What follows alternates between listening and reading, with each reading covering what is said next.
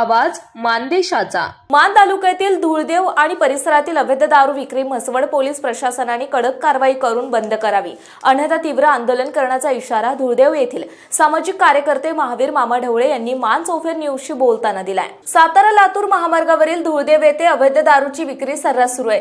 ही विक्री तात्काळ बंद करण्यात यावी अशी मागणी महावीर ढवळे यांनी केली आहे।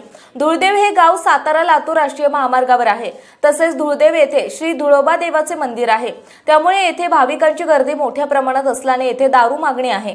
त्यामुळे धुळदेव आणि परिसरात अवैध दारू विक्री करणाऱ्यांची संख्या मोठ्या प्रमाणात वाढली आहे।